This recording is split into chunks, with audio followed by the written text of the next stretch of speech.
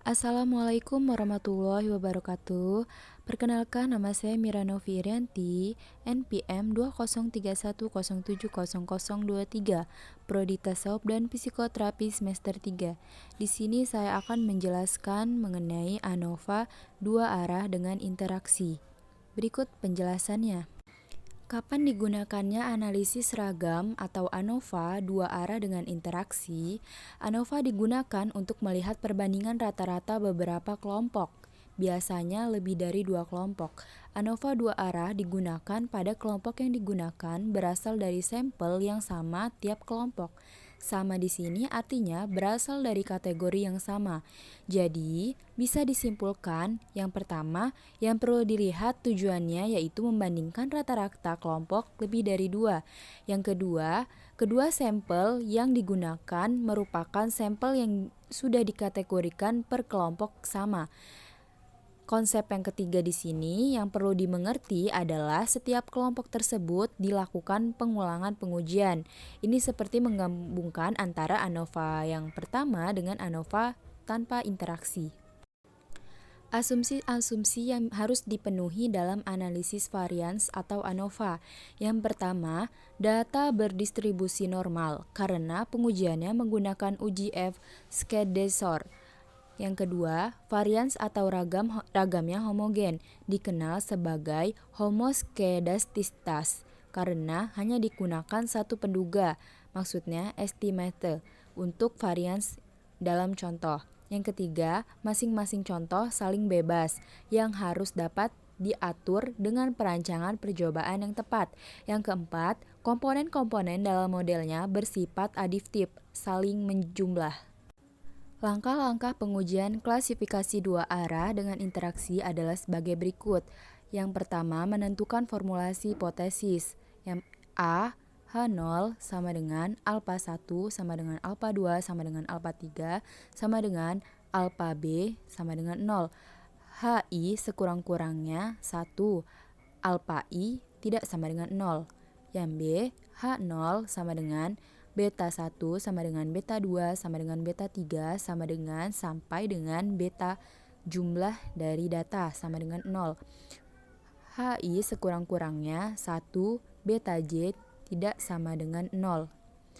Yang C, H0 sama dengan alpha dikali beta sama dengan 11 sama dengan alpha kali beta 12 sama dengan alpha kali beta 13 sama dengan titik-titik-titik sampai dengan alpha, beta, dan jumlah data. Yang kedua, menentukan taraf nyata, alpha, dan F-tabel. Taraf nyata alpha dan F-tabel ditentukan dengan derajat pembilang dan penyebut masing-masing. Untuk baris, V1 sama dengan baris dikurang kolom, dan V2 sama dengan kolom dikali baris, N dikurang 1. Untuk kolom, V1 sama dengan kolom dikurang 1, dan V2 kolom dikali baris, N dikurang 1. Untuk interaksi, V1 sama dengan kolom dikurang 1 dikali dengan baris dikurang 1, dan V2 sama dengan kolom dikali baris sama dengan N dikurang 1. Yang ketiga, menentukan kriteria pengujian. Untuk baris, H0 diterima apabila F0 kurang dari F alpha dalam kurung F1, F hitung F2 kurang dari pangkat F 2. alpha. H0 ditolak apabila F0 lebih besar dari F alpha. Untuk kolom, H0 diterima apabila F0 kurang dari F alpha. H0 ditolak apabila kurang dari F0 lebih besar dari F alpha. Untuk interaksi, H0 diterima apabila F0 kurang dari F alpha.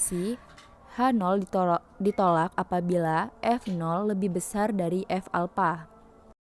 Yang keempat yaitu membuat analisis varians dalam bentuk tabel ANOVA yang terdapat sumber varians, jumlah kuadrat, derajat bebas, rata-rata kuadrat.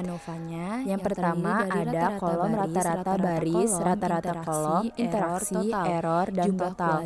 Jumlah kuadrat yaitu JKB, JKK, JKI, JKE, dan JKT. Derajat bebas yaitu baris dikurang 1, kolom dikurang 1, baris dikurang 1 dikali kolom dikurang 1, baris dikali kolom N dikurang 1 sama dengan baris dikali kolom dikali N. Dan rata-rata kuadrat yaitu kali K kali N atau baris kali kolom jumlah kuadrat atau JKB dibagi dengan derajat bebas yaitu hasil dari baris dikurang kolom sampai dengan jumlah JKI. kuadrat dibagi dengan derajat bebas sampai dengan F0 dicari dengan cara S1 pangkat 2 dibagi dengan cara S4 mencari pangkat F 2 hitung yaitu yang F1 terdapat yang pertama pada rata-rata kuadrat. Nilai dari S1 Di pangkat sini 2 saya akan mengambil satu dibagi contoh dengan soal two-way S4 ANOVA dengan pangkat interaksi. 2, Soalnya atau yaitu 4 bibit ikan hendak dibandingkan hasilnya dengan memberikan pur. Percobaan dilakukan dengan menggunakan 8 kolom. 8 kolam masing-masing di 4 kolam berbeda. Setiap kolom dicoba pada 2 kolom yang ditentukan secara acak. Hasil per kolom sebagai berikut. Dengan rata-rata kuadrat Dengan taraf nyata 1%, ujilah hipotesis berikut ini. Tidak ada beda hasil bibit ikan rata-rata untuk memberikan ketiga jenis pur tersebut. Tidak ada beda hasil rata-rata untuk keempat bibit ikan yang digunakan. Tidak ada interaksi antar jenis pur yang diberikan dengan bibit ikan yang digunakan. Hasilnya dengan memberikan pur. Penyelesaiannya Percobaan yaitu dilakukan dengan menggunakan ada 8 kolom, masing-masing di 4 kolom berbeda. Setiap kolom dicoba Yang pada 2 harus kolom dilakukan yang ditentukan ditentukan secara secara acak. menentukan formulasi Hasil per kolom hipotesis sebagai berikut. H0 sama dengan taraf nyata tidak 1%, sama dengan ujilah alpha hipotesis 2 berikut ini. sama dengan 0. Pertama, tidak HI ada beda sekurang-kurangnya bibit satu ikan alpha rata-rata tidak sama untuk dengan 0. pemberian H0 tiga jenis pur beta tersebut. 1 sama dengan Kedua, beta 2 sama tidak dengan ada beta 3 beda sama dengan hasil 0. rata-rata HI untuk keempat sekurang-kurangnya bibit ikan yang 1 digunakan. beta J Ketiga, tidak tidak ada sama dengan interaksi 0. dengan jenis H0 pur yang sama diberikan dengan dengan bibit ikan alpha yang B, digunakan. alpha beta Penyelesaiannya 11, dapat alpha beta diketahui 12 bahwa sampai dengan barisnya alpha ada beta 3, 34. kolomnya ada 34 ini didapat dan dari N-nya yaitu ada jumlah 2. data Yang pertama, sama dengan langkah 0. yang pertama HI yaitu sekurang-kurangnya menentukan formulasi 1 hipotesis alpha beta dengan IJ tidak sama dengan 0. H hitung sama dengan Kedua yaitu menentukan alpha taraf nyata alpha dan 1 F tabel.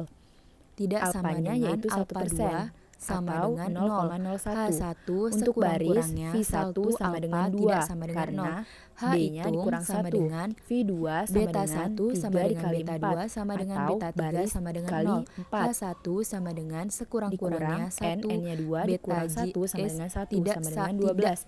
F0 sama dengan 0. F H 0,01 hitung sama dengan alpha beta 11, alpha beta 12, 12 sampai alpha beta hasilnya dari 34 sama dengan F 0. tabel yaitu H1 6,93. sekurang-kurangnya Untuk 1 kolom V1 sama dengan 3, V2 sama dengan 3 dikali 4 dikali 1 sama dengan 12 F 0,01 dalam kurung 3, 12 sama dengan jika dilihat dari F tabel yaitu 5,95. Untuk interaksi F1 sama dengan 6, V2 sama dengan 3 dikali 4 dikali 1 sama dengan 12, F 0,01 yaitu dalam kurung 6 banding 12 sama dengan 4,82. Tahap yang ketiga yaitu kriteria pengujian. H0 diterima apabila F0 kurang dari 6,93. HI ditolak apabila F0 lebih besar dari 6,93. Yang B, H0 diterima apabila F0 kurang dari F5,95. HI ditolak apabila F0 lebih besar dari 5,95. Yang C, H0 diterima apabila F0 kurang dari 4,82. HI ditolak apabila F0 lebih besar dari 4,82. Langkah yang keempat yaitu analisis varians. Dari data yang sebelumnya, bibit 1 ditambah dengan P1 yang ada 2 kolom sampai seterusnya. Lalu ditotalkan P1 dan B1-nya. B1 bibit atau P1-nya yaitu pur. Dan angka selanjutnya yaitu menentukan JKT. JKT ditentukan dengan menambahkan hasil dari data. Datanya yang pertama 61, lalu dipangkatkan 2, ditambah 59 pangkat 2 sampai seterusnya yaitu 49 pangkat 2. Lalu setelah itu dikurang dengan total dari P1, P1, 2, dan 3. Lalu dibagi dengan 24 ini didapat dari 3 dikali 4 dikali 2. Data yang telah dijumlahkan yaitu 66.359 dikurang dengan 72.051,4. Hasilnya yaitu min 5.692,04. Yang selanjutnya yaitu JKB. JKB didapat dari total dari P1, P2, dan P3 dikuadratkan dikurang dengan total dari P1, P2, dan P3. Lalu dibagi dengan 24. Hasilnya yaitu 433,26. JKK yaitu 371. 371 didapat dari total dari B1 sampai dengan 332 pangkat 2 atau dari B4 pangkat 2. Lalu dikurang dengan total dari P1, P2, P3 dibagi dengan 24. Hasilnya yaitu 72.931,1 dikurang dengan 72.051,04. Hasilnya hasil dari JKK yaitu 880,1. Yang selanjutnya yaitu JKI sama dengan 120 ditambah 115.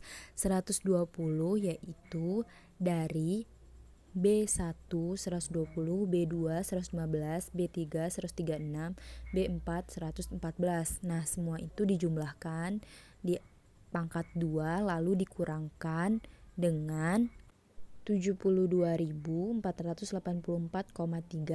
atau dari JKB yang akar dari 485 itu dibagi 8. Nah, hasilnya kan 72.484,3. Nah, itu dikurang ke JKI. Lalu 72.931,1 itu didapat dari JKK atau dari 371 pangkat 2 ditambah 341 pangkat 2 dibagi 6 itu hasilnya 72.931,1. Lalu dikurang dengan 70.051,04 atau didapat dari 1.315 pangkat 2 dibagi 24. Maka hasil dari JKI yaitu 5.865,66. Yang selanjutnya yaitu JKE. Didapat dari JKT dikurang dengan JKB dikurang dengan JKK dikurang dengan JKI. Nah, hasil dari keempat itu yaitu min 5.692,04 dikurang dengan 433,26 dikurang dengan 880,1 dikurang dengan 5.865,66. Maka didapat hasil JKE sama dengan min 12.871,06. Selanjutnya yaitu membuat tabel yang berisi sumber varians yang di dalamnya yaitu rata-rata baris, rata-rata kolom, interaksi, error, dan total.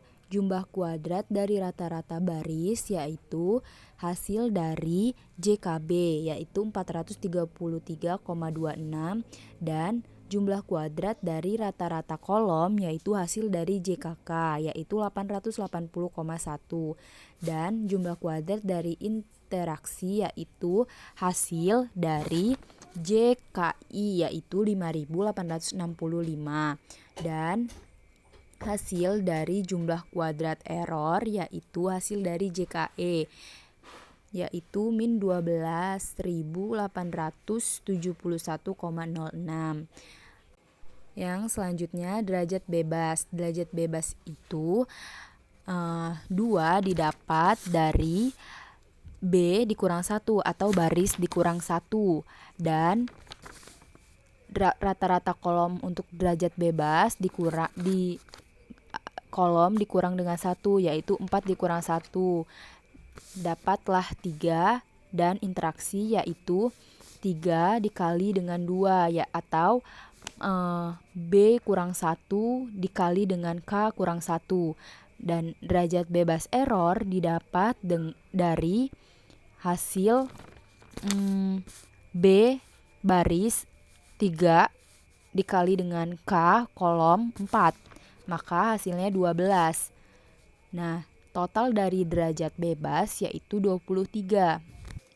Yang selanjutnya yaitu rata-rata kuadrat atau jumlah dari kuadrat rata-rata baris dibagi dengan derajat bebas rata-rata baris, atau 433,26 dibagi dengan 2, maka akan didapat rata-rata kuadrat 216,63 sampai seterusnya, yaitu sampai error. Dan FO didapat dari S1 pangkat 2 dibagi dengan S4 pangkat 2, atau rata-rata kuadrat baris rata-rata kuadrat 216,63 ini dibagi dengan min 1170,09, maka akan didapat F1-nya min 0,18 dan F2-nya min 0,29. F3-nya min 0,83. Lalu dapat disimpulkan yang terakhir bahwa A karena F0 min 0,18 kurang dari F0,01 atau 2:12 sama dengan 6,93, maka H0 diterima. Jadi tidak ada perubahan hasil rata-rata untuk ketiga jenis pur. Yang B karena F0 min 0,25 kurang dari F0,01 atau 3:12 sama dengan 5,95, maka H0 diterima. Jadi tidak ada perbedaan hasil rata-rata untuk keempat bibit ikan yang digunakan.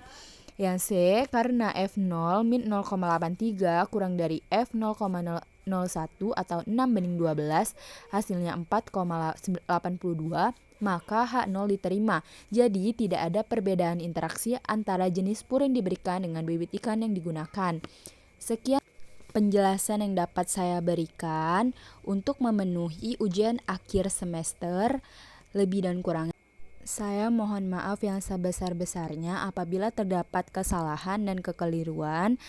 Saya akhiri. Wallahu muwaffiq ila aqwamit thoriq. Wassalamualaikum warahmatullahi wabarakatuh.